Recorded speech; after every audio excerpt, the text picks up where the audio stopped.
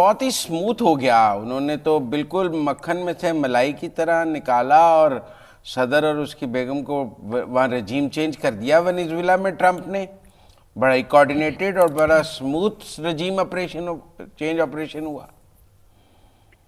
जी मुजम्मिल साहब, आजकल दुनिया बहुत समझदार हो गई है। अब मैसिव डिस्ट्रक्शन या लोगों की जो डिसलोकेशन या उनकी इकोनॉमी को क्रिपल करना या एक कॉमन मैन की परसेप्शन या उसके बिलीव का या उसकी लाइफस्टाइल को इफेक्ट करने का जमाना नहीं रह गया।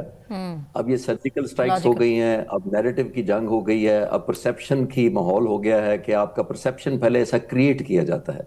आज का नहीं है, मॉडर्न जमाने में छोड़े। इराक का जो न्यूक्लियर, आपको याद होगा सद्दाम हुसैन के जमाने में कहा गया कॉलिन पावल ने कि जी 40 मिनट्स में मिसाइल वाशिंगटन हिट करेंगे जो सद्दाम हुसैन ने बना लिए हैं। सारे चैनल दिखाना शुरू हो गए। इतफाक से मैं भी उन दिनों अमेरिका गया हुआ था, मैं उस वक्त पाकिस्तान एयरफोर्स में ही था। तो मैंने उस वक्त भी ये पूछा था कि सबूत कहाँ हैं। उन्होंने कहा नहीं नहीं, सबूत मोर देन सफिशिएंट हमारे पास हैं। Nuclear weapons of mass destruction जो बना लिए हैं सद्दाम हुसैन ने, वो तो दुनिया के किसी कोने में पहुंच जाएंगे। तो फिर आज ऑलमोस्ट 30-40 साल हो गए आपके सामने, वो वेपन हमें वेपन्स ऑफ मास डिस्ट्रक्शन नहीं कभी मिले।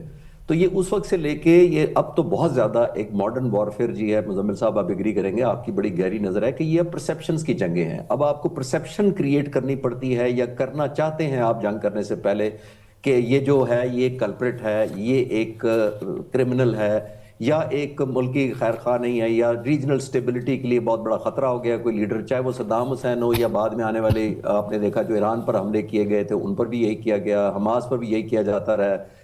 तो ये अब नैरेटिव परसेप्शंस की जंग हो गई है। लेकिन मिलिट्री एक्शन देखें, वेनेजुएला में रजीम चेंज तो रशिया और चाइना की एक और शिकस्त हुई ना। आप समझें, वो उसको नहीं बचा सके, ट्रम्प ने उठा के बाहर मारा उनकी रजीम को। जी देखें, और वो मुजम्मिल साहब आप ये भी इत्तेफाक करेंगे कि इस तरह के सारे ऑपरेशंस में टाइमिंग्स बड़े मैटर करते हैं।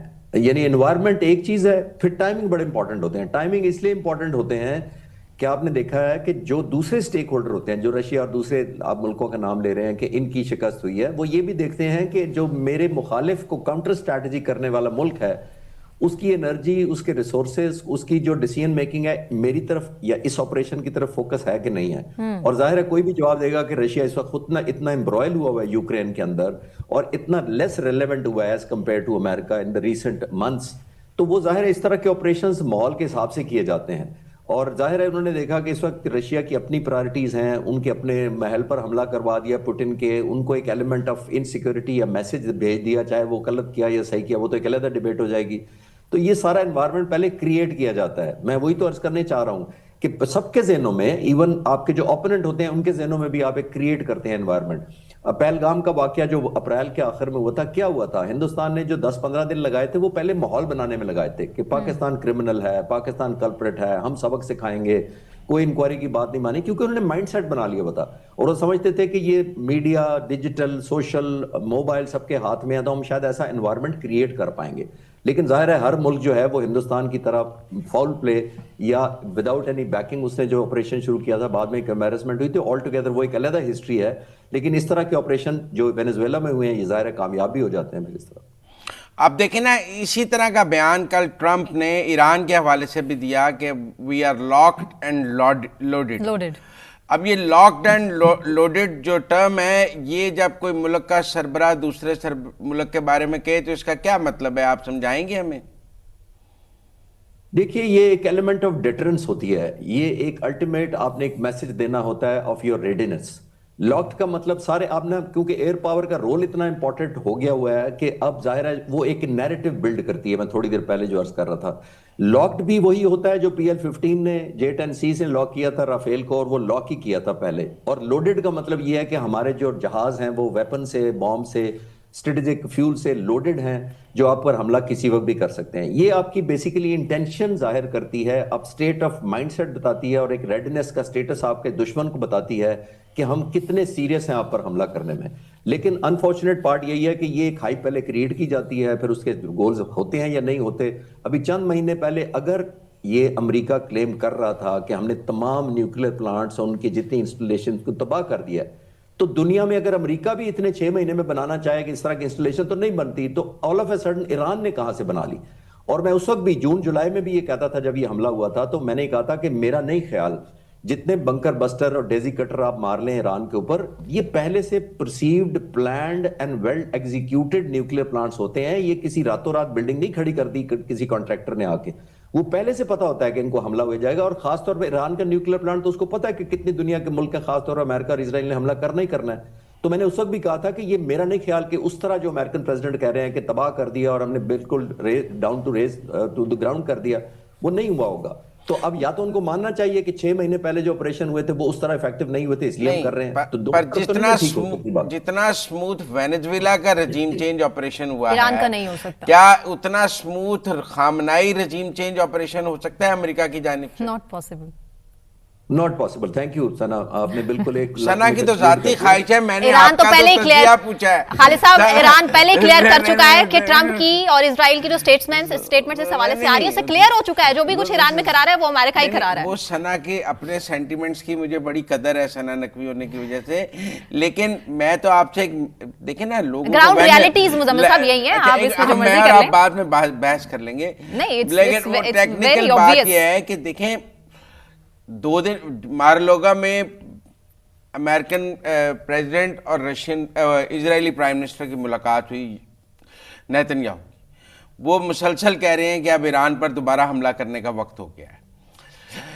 ट्रंप का ये स्टेटमेंट क्या नेतन्याहू को दोबारा ईरान पर हमला करने और किसी नए रजीम चेंज ऑपरेशन की इजाजत नहीं नजर आ रहा?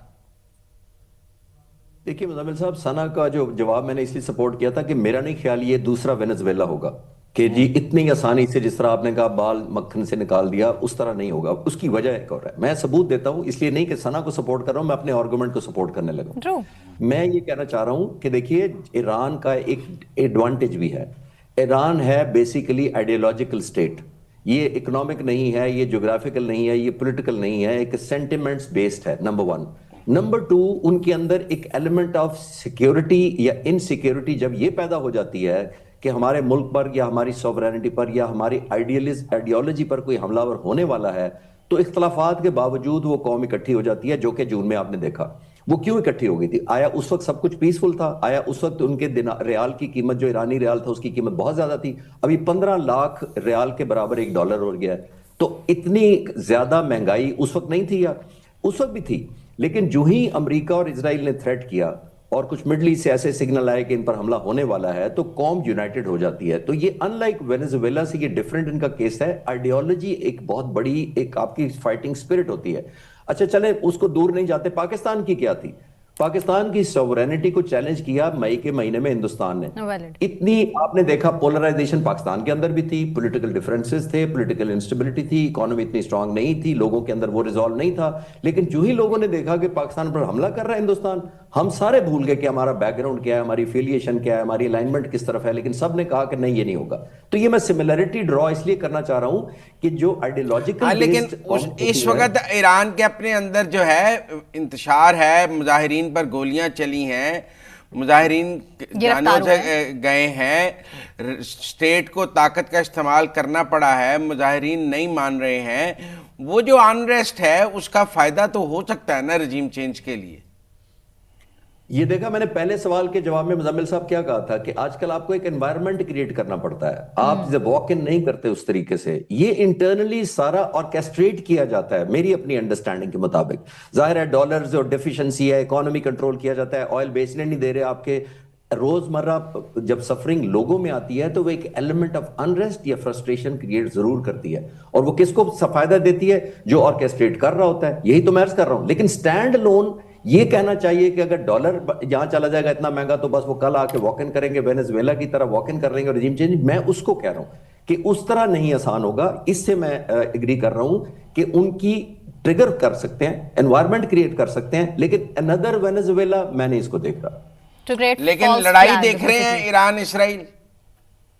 देखिए, फिर मैं वही as a student of strategy या एयर पावर में उनसे पूछूंगा कि 6 महीने तक आपका असर होता है किसी स्ट्राइक का। इसका मतलब है आपके पास यूनिलैटरल पैसेज था, आपने तमाम उनका एयर डिफेंस नेटवर्क तबाह कर दिया हुआ था, उनके रेडार, उनके सेंसर सारे उनको नलिफाई कर दिया था।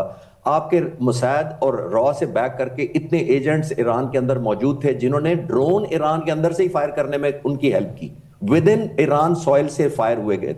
अगर इतना ज्यादा आपका इफेक्ट या पंच या हिटिंग या बीटिंग या पनिशमेंट इतनी ज्यादा कमजोर थी कि उसका सिर्फ 6 महीने असर होता है, और वो भी किसी रनवे को तबाह नहीं किया था, 6 महीने में दवा रिकवर कर लिया। आप न्यूक्लियर इंस्टॉलेशंस की बात कर रहे हैं मुजम्मिल साहब, इसका मतलब ये कि आपके बॉम्ब्स इतने इनफेक्टिव हैं कि 6 महीने बाद एक न्यूक्लियर इंस्टॉलेशन करने वाला मुल्क उसने सब कुछ दोबारा खड़ा कर लिया। तो एक तरफ माने आप या के इफेक्टिव नहीं थे,